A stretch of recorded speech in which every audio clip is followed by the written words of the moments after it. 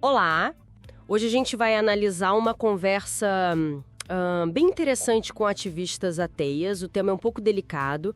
A sensação de que as mulheres acabam meio invisibilizadas dentro do movimento ateísta. Exatamente. Vamos investigar um pouco as nuances disso, né? O material que a gente tem como base mostra que, mesmo com contribuições super importantes, as vozes femininas no ateísmo parece que enfrentam umas barreiras específicas para ganhar destaque e reconhecimento. Certo. Então vamos começar a desembrulhar isso. A discussão que a gente tem aqui, ela traz exemplos históricos e também olha para as dinâmicas de hoje. E o nome que salta aos olhos é o de Madeleine Murray O'Hair, lá nos Estados Unidos. O impacto dela foi, assim, enorme. Sim, ela conseguiu vitórias legais, muito marcantes. Tirar orações obrigatórias de escolas públicas, chegou a processar a NASA por manifestações religiosas, coisa grande. E aí que está um paradoxo interessante, que a conversa aponta. Apesar dessas conquistas, assim, gigantescas, O'Hair muitas vezes não recebe o mesmo tipo de reconhecimento que figuras masculinas muito proeminentes, né? Tipo os chamados Quatro Cavaleiros, aqueles pensadores do novo ateísmo, Richard Dawkins, Christopher Hitchens. Exato, esses nomes. E isso faz a gente questionar, né? Quais são os critérios para alguém ser considerado uma voz importante no ateísmo? O que define essa visibilidade? Nossa, é um ponto que dá o que pensar mesmo. E essa conversa também entra numa questão mais espinhosa, que é a persistência de atitudes misóginas em certos círculos ateístas. Ah, sim. Mencionam isso. Foi levantado que alguns homens, ao saírem de religiões com estruturas patriarcais, eles podem acabar levando esses mesmos padrões para o ateísmo. Quase sem perceber, talvez. E isso, pelo que o material indica, parece criar ambientes onde as mulheres não se sentem totalmente confortáveis ou bem-vindas. Mas é meio contraintuitivo, não acha? Alguém que rejeita dogmas religiosos acabar espelhando justamente padrões sociais ligados a eles? Pois é.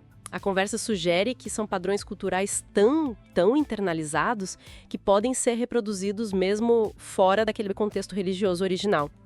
E essa questão do ambiente interno, ela leva a outras razões bem concretas para o silêncio que as fontes apontam, certo? Sim, muito concretas. As mulheres relatam um receio real de se expor publicamente como ateias. Têm medo de retaliação do trabalho, né?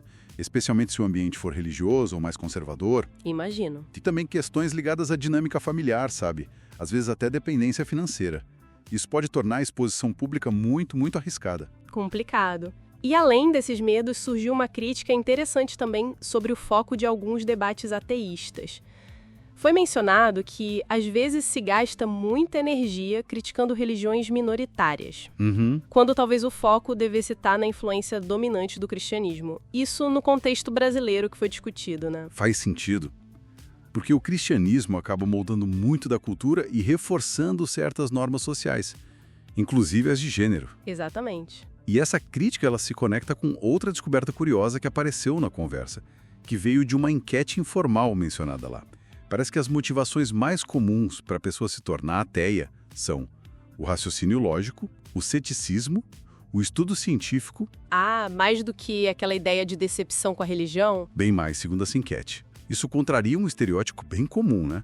De que o ateu é só alguém que se decepcionou. Olha só que interessante. Desafia mesmo umas ideias pré-concebidas. E essa dificuldade interna, essa dinâmica, se reflete também em quem acaba tendo mais voz no Brasil, né? A conversa menciona especificamente o Daniel Sotomayor. Sim, reconhecem a importância inicial dele na organização do ateísmo aqui, com a ATEIA, a Associação Brasileira de Ateus e Agnósticos. Mas a fonte também traz uma crítica. Fala de uma posterior centralização e de uma associação dele com ideias, digamos, mais conservadoras. Incluindo o bolsonarismo, o lema Deus, Pátria, Família. Isso.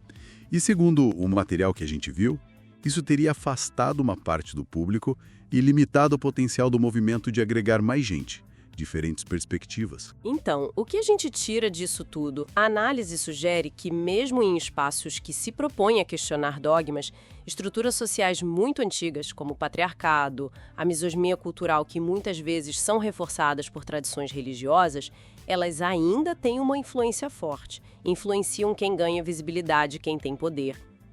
O fascinante é observar como essas estruturas se manifestam, se perpetuam, muitas vezes de forma não intencional, né? A conversa aponta para essa necessidade de se construir ativamente uma cultura ateísta que de fato combata o machismo e outras formas de preconceito também, como o racismo mencionado. Uhum. Isso parece ser um ponto central para a evolução do movimento, para ele ser mais inclusivo. Fica então talvez uma reflexão final para quem nos ouve, né? O quanto a gente está atento a essas dinâmicas nos nossos próprios círculos, sejam eles religiosos ou não religiosos. E que passos concretos assim a gente pode tomar para assegurar que todas as vozes, especialmente aquelas que foram historicamente silenciadas, tenham espaço para serem ouvidas e, mais do que isso, realmente valorizadas.